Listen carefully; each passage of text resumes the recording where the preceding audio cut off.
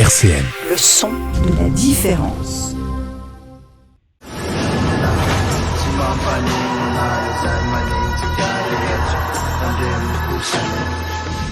Bonsoir et bienvenue sur Grand Écran. Et comme vous pouvez l'entendre avec cette ambiance à base de gun, à base de musique bien dark, de la nuit, on va dire un peu de tout. Ça représente peut-être à la perfection de l'endroit où le cinéaste venait.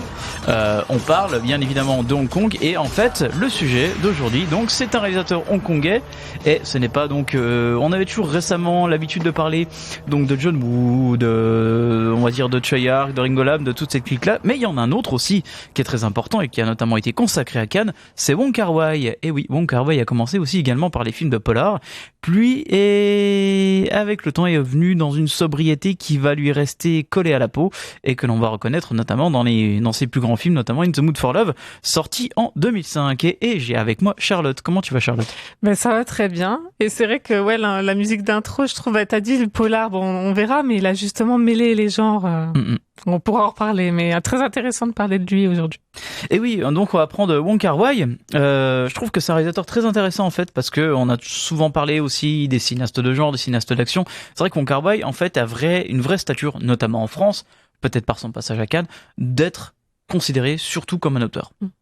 Alors c'est très marrant parce qu'en fait Wong Kar-wai, on va le voir, donc en fait lui, il est né à Shanghai. Alors il est même pas en Hong Kong à la base, donc en fait il est né à Shanghai, il a émigré en fait à Hong Kong dès l'âge de 5 ans en fait. Son père était directeur d'hôtel, il a dû rejoindre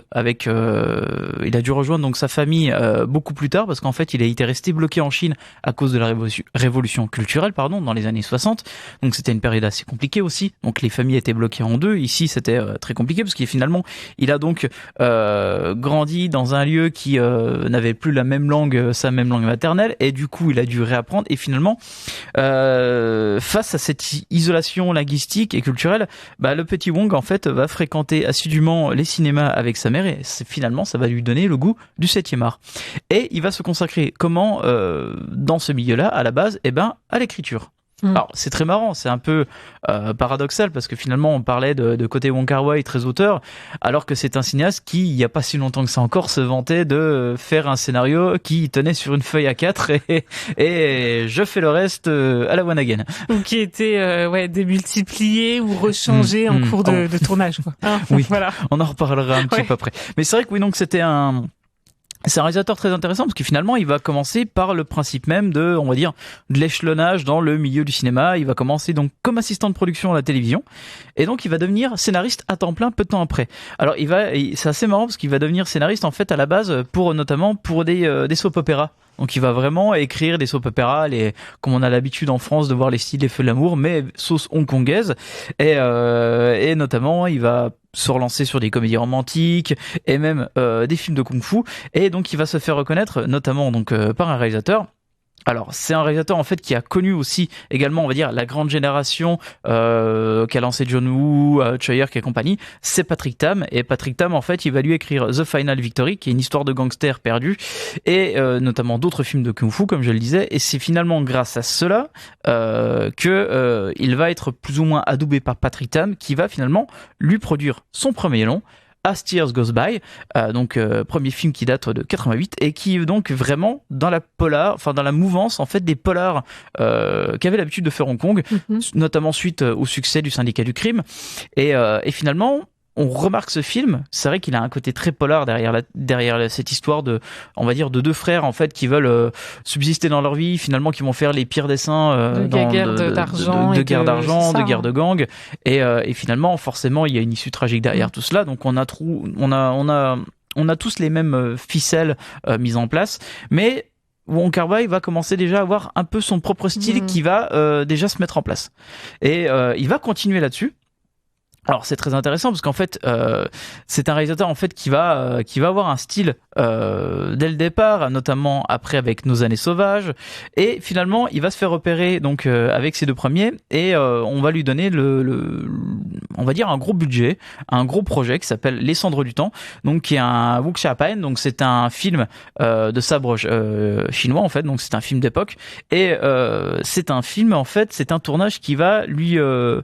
lui faire beaucoup de mal en fait. Il va avoir beaucoup de mal avec les contraintes de tournage, les gros studios derrière mis en place.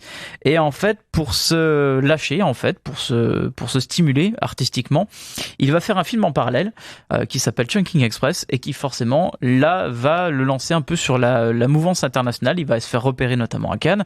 C'est un petit film qu'il a fait quasiment en loose day. En fait, il l'a vraiment fait à l'arrache, la nuit, en mode sauvage, avec quelques acteurs. D'ailleurs, un jeune acteur qui va après décoller dans le monde asiatique, c'est Takeshi Kaneshiro. Il y a également Tony Leung qui est dans ce film et qui va aussi montrer cette histoire en fait de faire quelque chose en fait dans un style de personnage et surtout des histoires assez variées et assez éloquentes. Donc ça c'est vraiment un style qu'on en parlera un petit peu plus tard. Mais on voit déjà finalement que c'est un réalisateur qui a en 2 ans en fait, enfin en 1 an à peu près, parce qu'avec Les Cendres du Temps et Chungking Express date de 94 les deux, il va récidiver en plus avec Les Anges Déchus et grâce à ces films-là en fait, juste avant, il va créer donc sa propre boîte de prod avec Jeff Lowe qui s'appelle donc Jet Todd Film, qui va en fait lui permettre de travailler donc à son propre rythme. Ouais, donc ça montre quand même qu'il veut vraiment travailler au cinéma dans le sens vraiment le plus profond. Lors d'une interview à Télérama, quand il était passé à Cannes, il avait expliqué que le tournage des Cendres du Temps, c'était quelque chose qu'il avait presque donné envie d'arrêter le métier. D'accord. Ouais, donc c'était pas du tout dans sa façon de faire. Il a aussi découvert comment on bossait au cinéma. Je pense. Ouais. Bah, c'est ça qui forme, je pense, les auteurs, et puis les réalisateurs qui ont après leur propre univers, quoi. Ça arrive à Tim Burton par exemple, quoi. Voilà, mais pas que. Oui, bah surtout qu'en plus ces films-là en fait sont très particuliers pour lui parce que finalement ça va représenter aussi son univers, le paysage de Hong Kong. Chungking Express a été tourné dans le lieu où il a grandi, donc le quartier qu'il a grandi. C'est un côté cinéma très pop. C'est quelque chose qui était intéressant pour lui de le faire parce que ça permettait en fait de montrer ce qu'il voulait véritablement en fait raconter, contrairement aux films de sabre chinois. Et finalement, ça va le lancer directement. Alors c'est vrai que c'est un cinéaste qui a un côté styliste très très libre. On le voit avec Chungking Express et il fait ce qu'il veut. On peut se dire, wow, il part dans tous les sens, mais on verra que non. Mais c'est vrai que style très marqué que d'autres se permettrait peut-être pas. Et il va se permettre aussi quelque chose que font très peu de réalisateurs hongkongais à cette époque, ou alors à part les gros budgets hongkongais, c'est de partir à l'étranger. Il va faire donc en 97 avec Happy Together. En plus 97 c'est une période assez intéressante parce que c'est juste au moment de la rétrocession de Hong Kong, donc britannique, la rétrocession britannique envers la Chine pour Hong Kong, et donc il va tourner là-bas Happy Together, enfin il va tourner en Argentine, Happy Together, donc très loin de son pays. Et ça va être un immense succès. Et finalement, en plus, ça va le lancer donc encore plus à Cannes. Et dès 2000, avec son film In the Mood for Love, donc c'était pas 2005, c'était 2000, je suis désolé, je me suis gouré. C'était en 2000, donc immense succès critique et public en France, prix de la mise en scène à Cannes. D'ailleurs, c'est le film qui a quand même, il faut le signaler, je trouve ça très important avec In the Mood for Love. Alors c'est des chiffres, c'est bête à dire, mais c'est vraiment succès public parce qu'en fait c'est un film qui a eu plus d'1,5 million d'entrées pour un film qui est uniquement en version originale sous-titrée. Bien sûr, c'est vrai qu'il n'y a aucune version française qui existe, mais à raison, on en reparlera après, mais c'est un film, je trouve que tout le monde peut comprendre, alors qu'effectivement, voilà, c'est une autre culture, une autre langue, d'autres coutumes aussi, d'autres façons de manger, tout ça, mais voilà, c'est un film pour moi, c'est son point d'orgue, on en verra, on en parlera après, mais oui, c'est... Clairement, il est peut-être le plus aimé de ses films, je sais pas, mais c'est généralement le film que l'on reconnaît le plus cité, voilà, même pour les cinéphiles et pour les fans de Wong Kar-wai. Il y a ce côté très cinéphile derrière, parce que forcément, c'est peut-être le film le plus poussé au niveau stylistique. On va le voir également aussi dans sa manière de travailler. Oui. Et il y aura plus ou moins, donc, je sais pas si c'est vraiment sa suite 2046. Techniquement, c'est les mêmes personnages, je crois. Narrativement. Moi, je dis que oui, tu vois, donc, parce que voilà. Mais enfin, on pourra en reparler après. C'est un peu comme Fallen Angels. En fait, il y a des similitudes avec Chungking Express, mais pas totalement. Oui, là, 2046, on reprend le même personnage d'écrivain. C'est après, quoi. C'est juste par après. Tony Leung, en plus. Tout à fait. Et Maggie Cheung arrive comme une réminiscence de son personnage. Elle a quelques scènes, juste. Voilà. Et puis, il y aura plein d'autres personnages. Ça se transforme. On verra après que ça se transforme, même dans la forme. Mais pour moi, c'est une suite, ouais. Alors, c'est vrai que ça fut extrêmement compliqué d'ailleurs. Pour revenir un petit peu là-dessus, c'était des tournages qui étaient très très longs. Alors In the Mood for Love a duré 15 mois, 2046 a duré presque, je dirais pas le double, mais c'était pas loin. Pour les acteurs, quoi. C'est quand même... Maggie Chung avait eu un tournage de 6 mois juste pour quelques scènes. Ouais. C'est un réalisateur qui épuise énormément ses acteurs. Ils vont vraiment jusqu'à l'épuisement, et quand je dis épuisement, c'est pas juste ils en ont marre, c'est juste qu'ils partent à l'hôpital le lendemain. Et c'est vrai que c'est quelqu'un qui a énormément allé loin dans 2046. Financièrement, c'était compliqué. Le film a été seulement terminé grâce à une coprode européenne, parce que finalement, en fait, sa boîte n'avait absolument plus d'argent pour continuer le film. Le film a été interrompu aussi à cause d'une épidémie de SRAS. D'accord. Donc il a vraiment, on va dire, tout pris sur la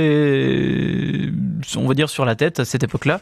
Je crois qu'il est arrivé juste pile pour Cannes 2046, il me semble. Il a fini peut-être même pas générique. Il a fini à temps, même pas. Monté si, mais je crois qu'il manquait. Il y a beaucoup d'histoires comme ça de réalisateurs qui finissent à temps comme ça leur truc à Cannes, puis après en fait, et après ils sont un peu dégoûtés de ce qu'ils ont fait. En 2046, ça va. Alors par la suite, en fait, Wong Kar-wai va limiter ses projets, donc il va essayer de partir aux États-Unis, donc avec son projet My Blueberry Night, sorti en 2007. Ça a été une débâcle, on peut le dire directement. Il a gardé son style, on va en reparler après. Et c'est vrai qu'à l'époque, les échos du tournage, c'était pas du tout encourageant. Il était installé à New York. Wong Kar-wai reproduit le modus vivendi de sa troupe de Hong Kong. Mais c'est guère au goût de l'équipe américaine. Forcément, c'est un choc culturel entre la façon de travailler hongkongaise de Wong Kar-wai et la façon de travailler très stricte et consentie des Américains. Et forcément, ça a pété. Le retard de tournage est considéré comme quelque chose de très méprisable aux États-Unis, alors que Wong Kar-wai, il s'en fout un peu. Oui, voilà. Et certains acteurs, en fait, ont très très mal vécu l'expérience. Il y a d'ailleurs Tim Ross, qui attendait plusieurs jours dans son hôtel, que le cinéaste lui explique en fait ce qu'il veut, et qu'il ne débarque sur le tournage que pour apprendre que ces scènes ne sont finalement plus au goût du jour. Donc vous imaginez à peu près comment certains acteurs ont vécu une mauvaise expérience avec ce cinéaste. Mais c'est vrai que c'est quelque chose de très intéressant chez Wong Kar-wai, parce que finalement il avait plusieurs idées de projets, notamment il y avait pareil Lady from Shanghai qui voulait faire avec Nicole Kidman. Donc du coup après il a fait My Blueberry Night, et finalement c'est un film qui va rester très mineur en fait dans sa filmographie.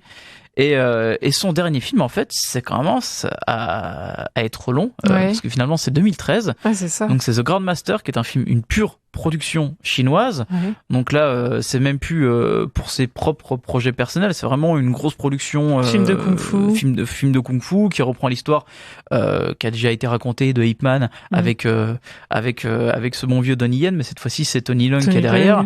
Donc c'est vrai que là, ça a été quelque chose qui est un peu déroutant en fait de voir un réalisateur comme Wong Kar-wai revenir sur du film d'époque, notamment de cette période-là, alors qu'en fait c'est pas vraiment du tout son style. Oui, ça c'est pas ce qu'il veut raconter. Et donc, surtout que c'est pas ce qu'il veut raconter. Et en fait, on se rend compte que c'était vraiment un projet en fait pour manger, quoi, tout simplement. Donc on peut se demander est-ce qu'il a été dégoûté, est-ce qu'il veut arrêter, qu'est-ce qu'il prépare. Je crois que dans les tiroirs il y a un truc qui se fait. Ouais, il y a quelque chose qui se fait. Je sais plus si c'est avec Maggie Chung. Non, elle a arrêté. Alors je pense qu'il est en train de préparer quelque chose, parce qu'en fait tout ce qui se passe actuellement, c'est que il va y avoir une nouvelle sortie en salle de In the Mood for Love. Alors ça oui, ce mois-ci. Parce que c'est une version totalement restaurée. La version a été restaurée seulement en début d'année. Ça a été fait d'ailleurs dans des studios entre Bologne et Hong Kong. Wong Kar-wai supervisait le travail, donc c'est vraiment une restauration 4K qui va être, je pense, extrêmement bien mise en évidence. C'est vrai que je pense qu'en fait c'est un principe peut-être pour rebondir derrière, pour pouvoir continuer ses projets cinématographiques. Continuer et qu'on retrouve le Wong Kar-wai qui a fait avec ses thèmes, on verra. Peut-être bien, on verra bien. Pour le coup, on fait une première petite pause BO, donc du coup, Chungking Express, Dream Person, j'ai préféré prendre ce morceau plutôt que Mamas and the Papas qu'on entend beaucoup de fois dans ce film, mais je trouve que c'est un morceau très intéressant parce que c'est une cover des Cranberries faite par l'actrice Faye Wong. Et voilà, donc c'était un extrait de l'excellent Chungking Express, film de 94. Et donc on va vraiment potasser un peu plus sur le style Wong Kar-wai parce qu'il a un style très particulier, je trouve. Et tout d'abord, comme on a pu l'entendre, la musique. La musique, c'est un élément extrêmement important chez Wong Kar-wai et c'est pour ça que j'en parlais un peu avant de ce côté un peu bizarre en fait de le voir d'en faire du film comme The Grandmaster ou Les Cendres du Temps, parce qu'en fait c'est un réalisateur qui est extrêmement très influencé par la musique occidentale et très pop en fait à la base. Alors c'est vrai qu'elle est très universelle, elle est très occidentale, il y a de la forte influence hongkongaise donc dedans finalement, parce que Hong Kong était tellement ouvert au niveau international, oui, donc ça peut être autant de la musique on va dire chinoise que anglaise. Et c'est vrai que il est assez particulièrement intéressant de parler de ses premiers films, que ce soit As Tears Go By, pardon, aussi ou Happy Together ou encore In the Mood for Love. En fait, c'est des titres qui sont piqués à plusieurs artistes. Alors le premier, donc, c'est les Rolling Stones.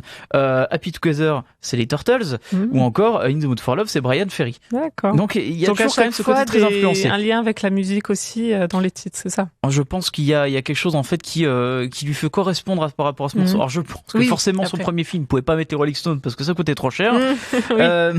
Oui, mais il a forcément toujours cette volonté d'utiliser la musique aussi à des éléments très importants.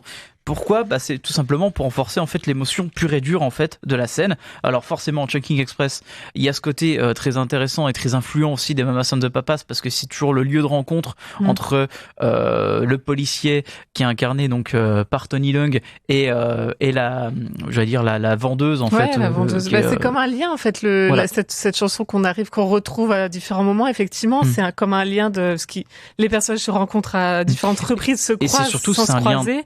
Ça peut être un lien. C'est un lien très porté sur ce personnage féminin, parce qu'en fait, elle utilise la musique pour augmenter le volume. Chanson. Elle aime la musique, elle aime la chanson. Ça part de là. Voilà, ça part vraiment totalement de là. Donc en plus, c'est pour vraiment influencer la personnalité de ce personnage féminin qui a ce côté un peu farfelu en fait, et qui, je pense, Jean-Pierre Jeunet s'en est largement inspiré pour son Amélie Poulain.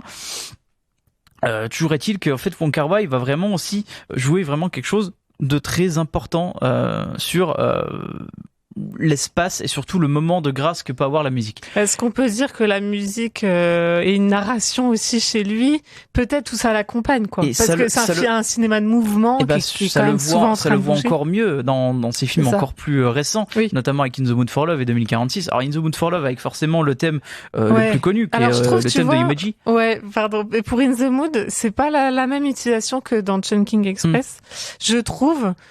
Justement, Chungking, c'est en plus dans la fiction, enfin vraiment dans l'histoire, la chanson est dans l'histoire. In the Mood for Love, je trouve que le fabuleux thème musical accompagne plus ces personnages comme un truc un peu dramatique qui serait là. Et comme quelque chose de plus pesant en fait. Ouais, à l'image des Travelling ou tu sais des caméras qui suivent Maggie Cheung ou les deux personnages. Ouais, je trouve c'est ça, c'est un peu l'ambiance. Mais ça embellit aussi surtout le mouvement et la mise en scène aussi, parce que c'est forcément ça aussi le style de Wong Kar-wai, c'est aussi travailler sur cette mise en scène, sur ce rythme.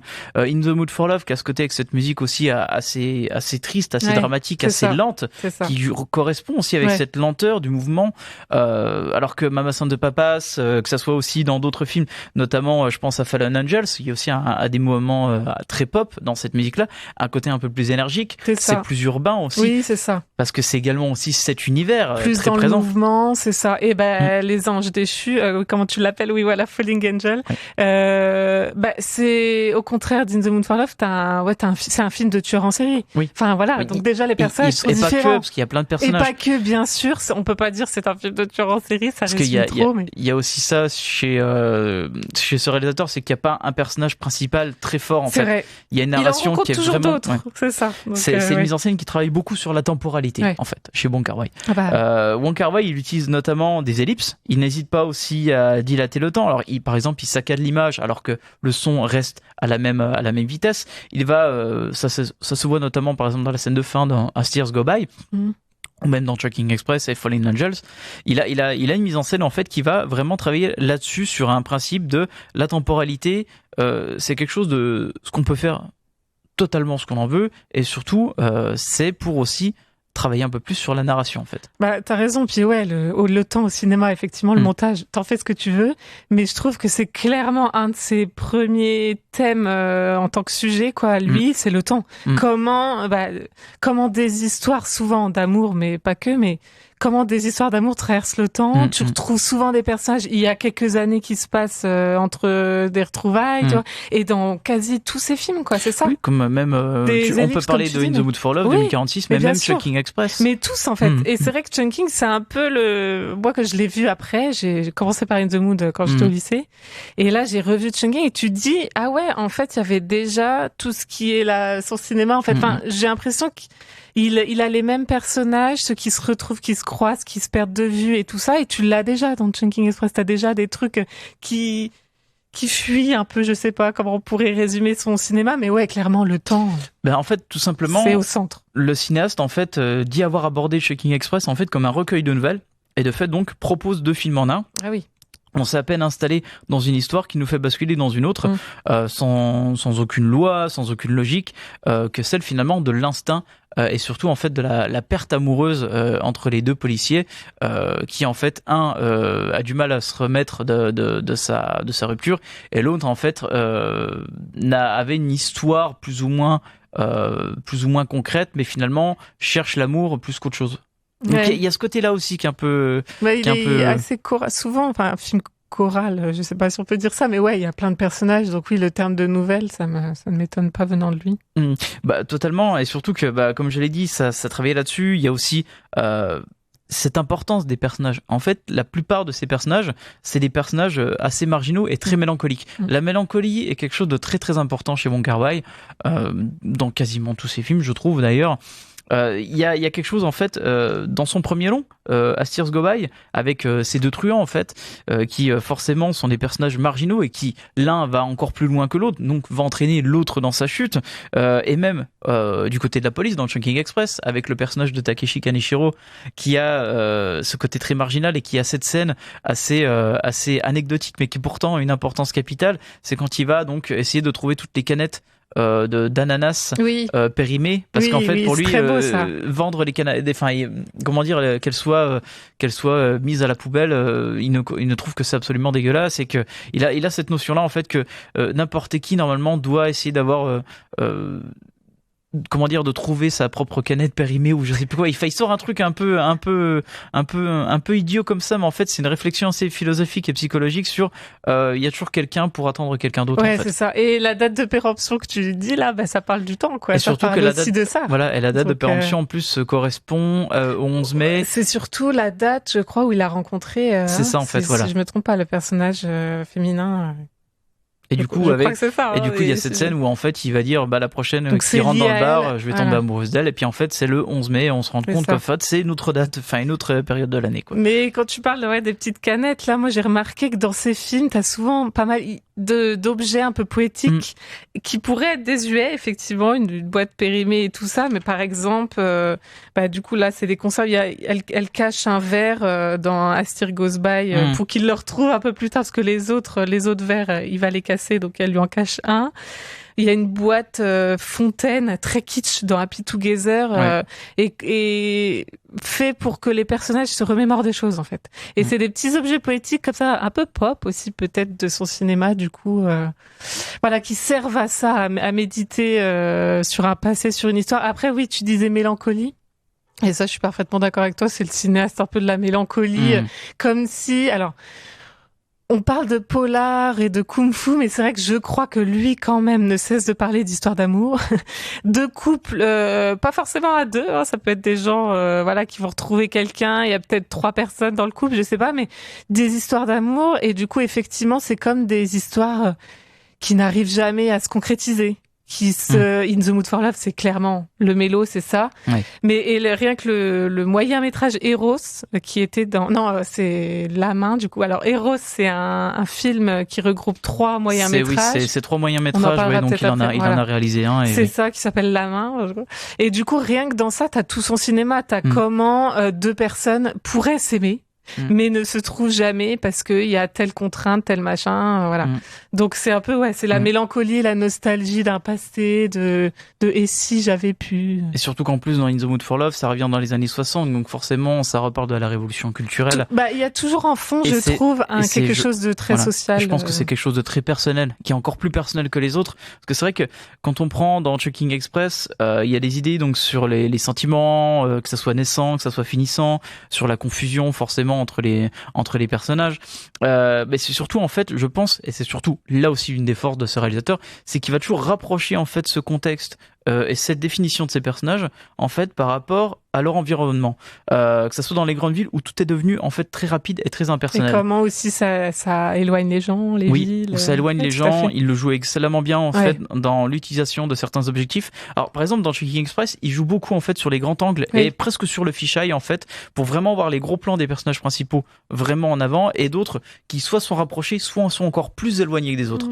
Ça se voit énormément avec le personnage aussi de Kaneshiro dans celui-là où il joue un muet et qui finalement il va se rapprocher d'un autre personnage féminin et vont faire de la moto ensemble. Donc pareil, il va jouer vraiment sur les plans où ils sont très rapprochés les deux et qui vont prendre une proportion beaucoup plus gigantesque à l'image par rapport à la perception qu'ils ont dans l'espace réel, quoi.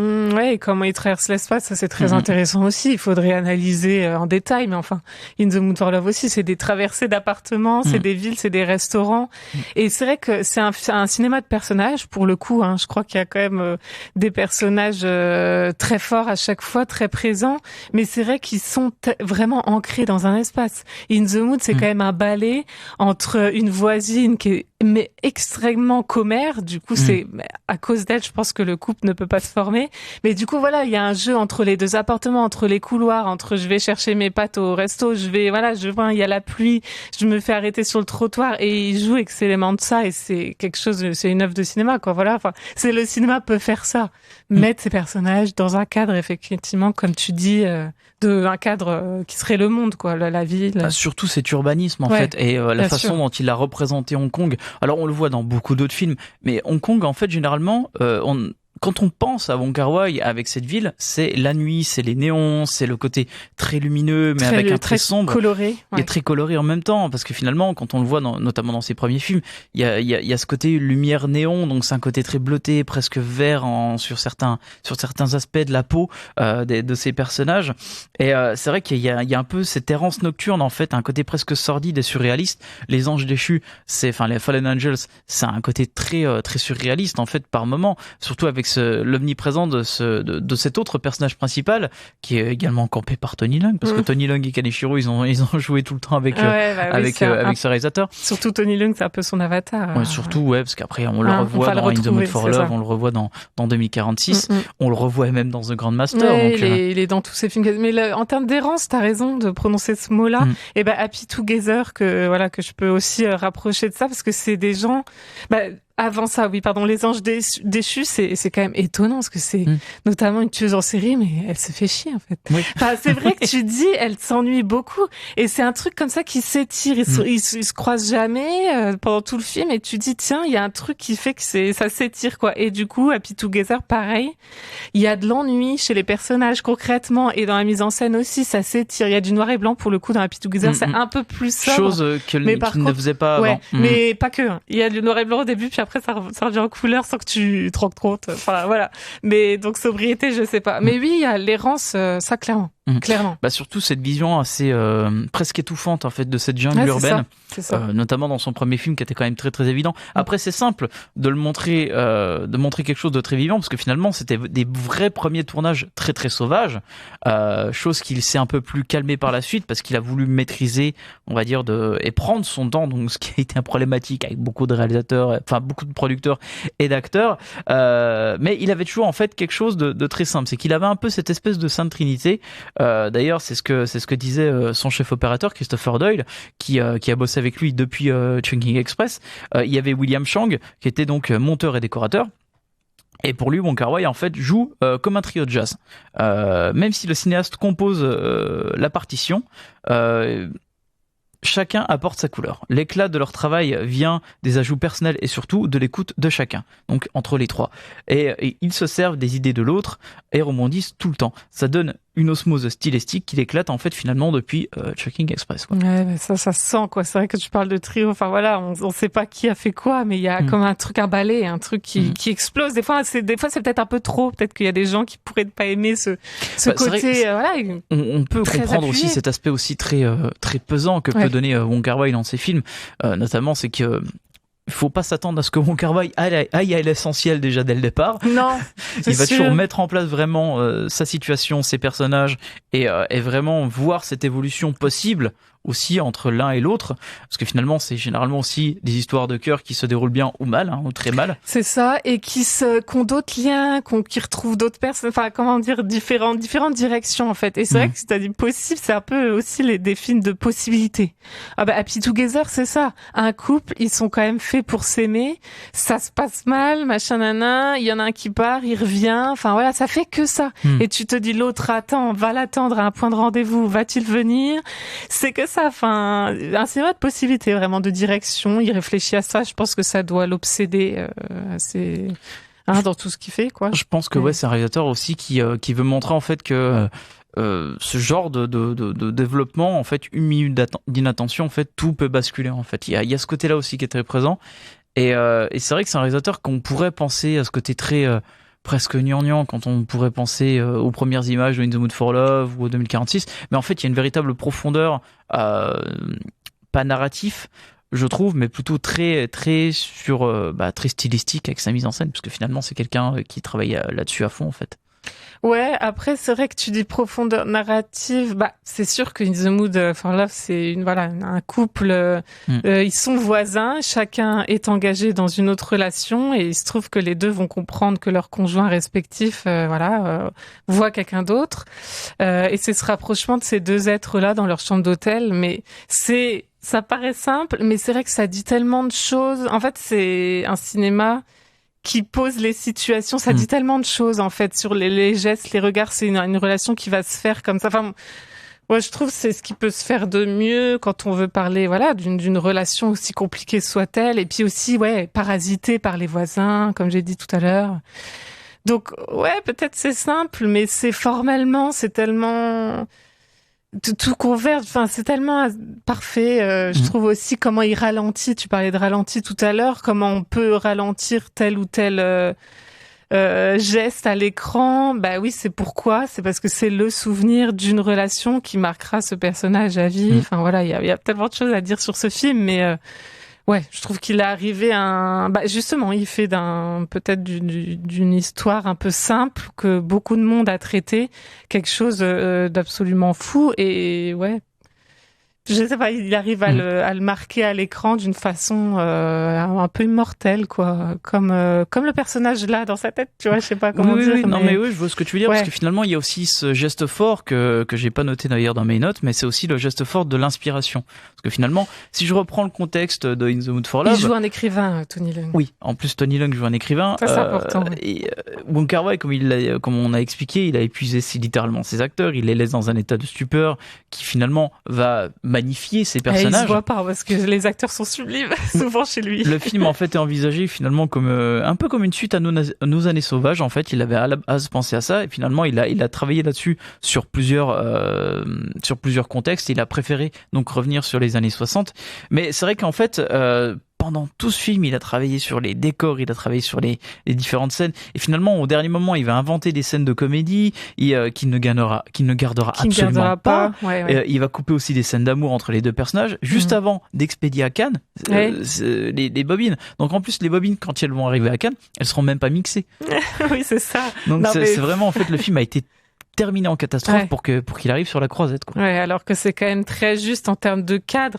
En fait, c'est un film qui pourrait être muet. Là, je réfléchis en même temps que t'écouter, qui pourrait être muet parce que en termes de cadrage, de ce que ça dit, ce que l'image peut dire d'une histoire et de personnage, tout est là. pour moi. Donc, Mais je pense aussi que c'est l'une des grosses contraintes en fait, ce réalisateur, c'est qu'il a ce côté éternellement insatisfait en fait. Qu'il a envoyé tout ça au dernier moment à Cannes. Il a même expliqué qu'en fait il était peut-être pas. J'ai senti soudain même que je ne voulais pas le voir. Donc il avait ce sentiment aussi de je pense d'inexplication en fait artistique qu'il n'arrivait pas. Il n'arrive pas à s'exprimer totalement. Je pense. Je pense qu'il avait cette idée. Ce qui pourrait faire dire qu'on. Et finalement, il a en plus récidivé avec 2046. Mais donc c'est ça. Il continue à réfléchir son histoire. C'est clair. En plus, c'est un écrivain, Tony Leung, donc j'adore. C'est un peu lui, je trouve, pour moi. Et c'est vrai que comme on retrouve des personnages, on retrouve les acteurs, Maggie Cheung, Tony Leung, qui était dans son premier film, effectivement, Nos années sauvages ou Les anges déchus. Mais du coup, tu te dis, ah tiens, on retrouve des personnages qui sont un peu toujours dans son cinéma. Donc peut-être qu'il réfléchit tout le temps à la meilleure façon d'en parler. Et ça l'était encore pire. Enfin, pire, c'est pas péjoratif ce que je dis, mais pour 2046, parce que finalement, il a été présenté à Cannes dans la panique la plus complète. Le film, à la base, était annoncé comme manquant. Il arrive le jour même. Projection de presse retardée de plusieurs heures. Je crois qu'il y avait donc... il y avait déjà un générique, non? Peut-être pas. Ouais, il y avait Maggie Cheung avait même expliqué qu'elle avait attendu tout un été dans un hôtel pour ne presque rien tourner et disparaître en montage. Les avis d'ailleurs ont été beaucoup plus partagés sur ce film que In the Mood for Love, et c'est là aussi qu'il faut revenir là-dessus, c'est que des fois en fait la publicité que peut donner Cannes aussi peut être également mortifère pour pas mal de réals. Je pense notamment aussi à Richard Kelly qui s'en est pris plein la gueule avec Southland Tales, et ça montre aussi à quel point que je pense que beaucoup de réalisateurs forcément se concentrent beaucoup trop sur Cannes, mais parce qu'ils vivent essentiellement, parce que grâce à Cannes en fait, au niveau international, le film est vendu. Oui, et puis c'est vrai qu'un quelqu'un comme Wong Kar-wai, enfin bien sûr, il va être distribué parce que maintenant, oui, il va l'être distribué, mais effectivement, t'as raison, c'est une vitrine extraordinaire. Ouais. 2046, moi je l'aime beaucoup. C'est vrai qu'il fait un peu ovni ou peut-être un peu brouillon après In the Mood, mais pour moi ça c'est la suite passionnée encore. Donc j'ai retrouvé ce que j'ai pu voir. Surtout dans la façon en fait, il va travailler sur les ellipses, parce que c'est vrai que les ellipses sont très brutales en fait, donc ça peut vraiment ça peut choquer. Couper d'une certaine manière on va dire le mode automatique qu'on était en regardant le film. Ouais, carrément. Et puis c'est vrai qu'il y a moins de linéarité que dans In the Mood. On n'est pas dans le même espace et tout. Et il fait presque un film de SF. C'est un peu de la SF. Il y a encore un autre genre. Et je trouve qu'il réfléchit. Alors peut-être que le train, tout ça, c'est pas passé pour d'autres, mais il y a encore, c'est encore un écrivain. Enfin, SF, ça mélange l'imaginaire de l'écrivain et de ce qu'il peut vivre en vrai. Mais je trouvais ça assez chouette dans une suite comme ça, un peu chaotique. D'un chef-d'œuvre qui est In the Mood for Love. Je trouvais ça génial de continuer à penser à ces personnages, d'en avoir d'autres. Shang-Zi, notamment, celle qui joue une nouvelle amoureuse de Tony Leung, là, qui est tellement en colère d'être là et de pas être aimée. Mais voilà, enfin, c'est un personnage génial aussi, mais tous ceux qui vont croiser. Moi, je trouvais ça, assez formidable comme suite. On va faire une petite pause BO, donc du coup le morceau le plus connu forcément de toute la carrière de Wong Kar-wai, donc In the Mood for Love, qui est en fait un thème à la base issu du film Yumeji et donc composé par Shigeru Umebayashi. Et voilà, donc c'était un extrait issu de In the Mood for Love. Je pense que le morceau a fait reconnaître tout le monde. Ah oui, c'est... Non mais c'est tellement beau. D'ailleurs, qui avait été repris pour une pub, forcément. J'étais en train de me dire, tu vois, qui avait repris ça. C'est tellement beau, tellement iconique. Forcément, c'est toujours repris par la publicité, la télévision, tout ça. On va terminer donc avec un petit tour de table. En fait, finalement, quel Wong Kar-wai préfères-tu, Charlotte? Voilà, la musique était là. In the Mood for Love, merci, au revoir. Non, après, je vais essayer. On en a un peu parlé. On a quand même réussi à parler de tous ces films. Ça va, je suis assez contente, mais du coup, pour moi, oui, personnellement, la découverte de son cinéma, de toute façon, c'est faite par In the Mood for Love.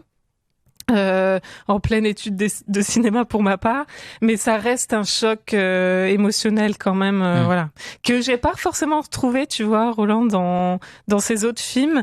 Happy Together, je pense qu'il était fait pour que je l'aime aussi, mais j'ai pas eu ce choc émotionnel. Après c'est peut-être personnel, mais enfin pour moi dans In the Mood for Love, t'as tout. Narrativement, de ce qui se dit en termes d'entre deux personnages, quoi. Tout ce qui pourrait être, tout ce qui est passé. Donc je trouve ça assez formidable. Même c'est passé un peu à la postérité. Tout ça, ça fait presque image trop classique quand on voit les extraits d'In the Mood et cette musique, mais je trouve fabuleux et je suis très contente de la ressortie parce que voilà, c'est un film qui mérite d'être découvert pour ceux qui le connaissent pas. Et non, je trouve que moi, là, tu vois, pour l'émission, en découvrant ces autres films à Wong Kar-wai, j'étais assez contente de me dire, Chungking Express, par exemple, de voir qu'il y avait les prémices, des réminiscences pour moi d'In the Mood, quoi. Parce que pour moi, c'est un peu comme un pic, il a Réunion des comètes, quoi. Il a un peu tout eu sur ce film, narrativement, formellement, des acteurs formidables. Donc, voilà. Tout ce qui fait cinéma, c'est dans ce film pour moi. Voilà quoi. Une actrice comme elle, on n'a jamais vu des robes aussi bien portées que par Maggie Cheung. Enfin, je sais pas, tous ces élans. C'est un film, c'est un élan. Donc c'est assez formidable. Après voilà, 2046.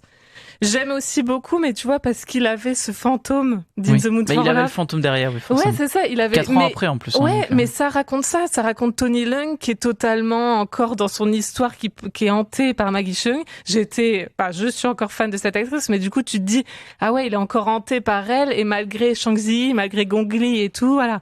Et je trouve formidable qu'il y ait un pic comme ça d'émotion et de perfection dans la carrière d'un réalisateur, et qui mettent en écho aussi ses autres films. Donc je ne sais pas, je n'ai pas tout vu, je n'ai pas vu son film de Kung Fu par exemple.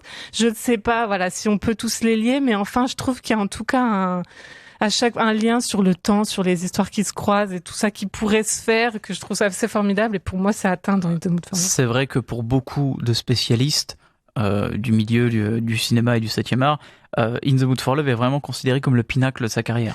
Je crois qu'il a tout. Oui, tu disais tout à l'heure le tournage où il est insatisfait. Il est insatisfait, mais il a quand même fait un truc assez formidable en termes d'image, d'analyse d'image, de comment raconter une simple relation qui est pas simple, mais par l'image, quoi. Donc voilà, tout le monde n'y arrive pas. Ouais, pour moi c'est il s'est trouvé à ce moment-là. Je sais pas s'il continuera à faire des choses aussi belles, mais voilà. Pour moi, c'est un croisement, un truc. Il a trouvé ça. Il a pas eu la Palme d'Or. Bon, ça, c'est pas la question. Mais enfin. Il avait eu le prix de la mise en scène, tout ça. Oui, je suis pas sûre. Je crois que t'es sûr. Ouais, peut-être. Mais Tony Leung a eu le prix d'interprétation. Mais alors, ils ont peut-être eu les deux. Alors, si t'as noté mise en scène. Le prix de la mise en scène, c'était pour Happy Together. Pardon. Ah voilà. Et il y a eu que Tony Leung. Enfin, je dis que. Il le mérite, voilà, amplement.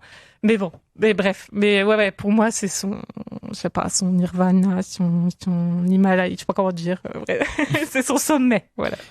Oui, c'est vrai qu'en plus, pour revenir sur l'histoire de Cannes avec In the Mood for Love, en fait, c'était l'année où Tarantino était président du jury.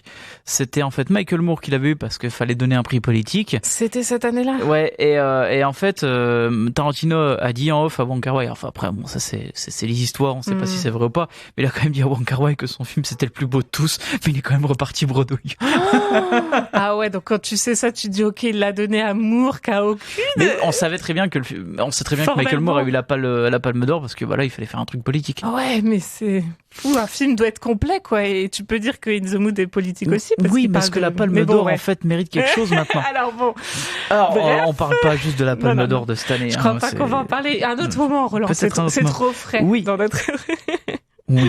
Tu as parlé de In the Mood for Love et 2046. Oui, toi, moi, je vais finalement parler. Je vais garder Chungking Express et Fallen Angels parce que finalement, c'est pareil, c'est deux films qui se rapprochent très beaucoup, notamment aussi par le casting et aussi par le lieu, par l'image, par l'histoire, par la narration. Ouais. Par la narration, parce que c'est vrai que en fait, je trouve que la narration et les thèmes de Chungking Express, finalement, c'est déjà tout ce qui va être établi, comme tu l'as dit, dans finalement son gros cinéma de In the Mood for Love.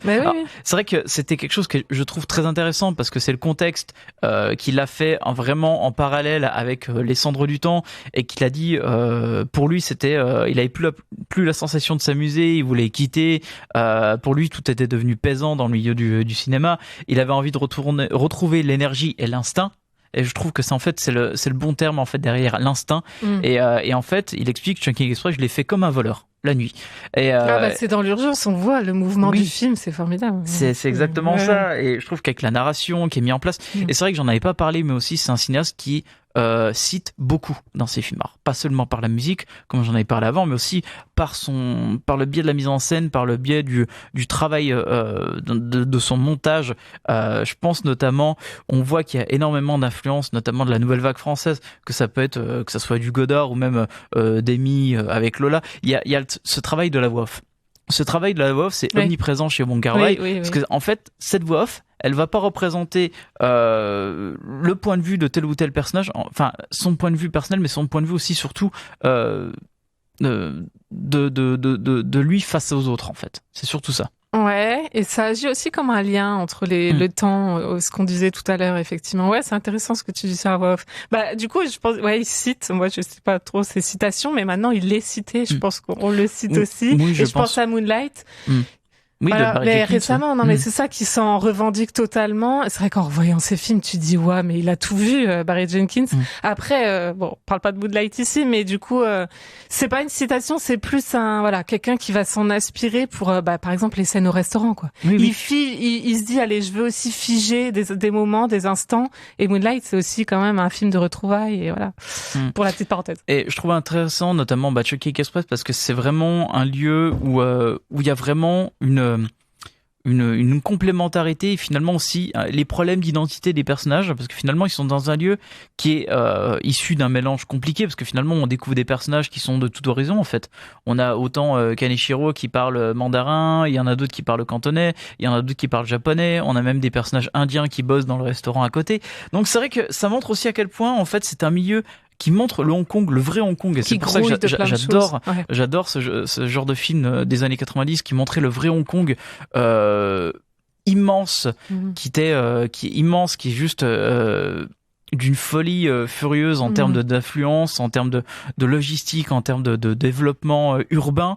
Et finalement, c'est là aussi que je trouve la force en fait de ce qu'arrive à montrer Wong Kar-wai avec cette génération dans les années 90. C'était montrer aussi les personnages qui se retrouvent en fait dans une solitude extrême. Ouais, et je trouve que c'est exactement ça, c'est l'ultra moderne solitude dans Chungking Express, et ces personnages en fait qui essayent de trouver finalement un sens à leur vie en fait. Ouais, mais c'est tout à fait ça, hein. Et les anges déchus aussi, hein. C'est des tueurs en série qui sont très seuls, je pense. Et du coup ils se croisent jamais, un peu comme le couple d'In the Mood for Love, c'est ça. Les deux policiers dans Chungking Express ne se croisent jamais. C'est ça. Le tueur en série et le muet ne se croisent jamais. C'est ça, c'est fou quoi. Et effectivement t'as raison, c'est il y a un contexte grouillant de plein de choses, de plein de mouvements, et des gens qui ne se croisent pas, qui sont perdus ou tout seuls.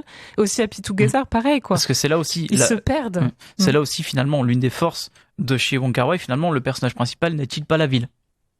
Ah peut-être. Ou c'est trop grand pour être. Ouais, voilà. Peut-être. Non mais voilà, c'était juste mon point de vue là-dessus. On va donc terminer notre émission avec un morceau issu du film Happy Together, et il fallait quand même le terminer par du Frank Zappa, parce que voilà, Wong Kar-wai qui met du Frank Zappa, faut quand même le passer. Et donc on revient la semaine prochaine pour la toute dernière émission. Salut Charlotte. Salut Cyril à la régie. Ciao tout le monde et à la prochaine. RCN, www.rcn-radio.org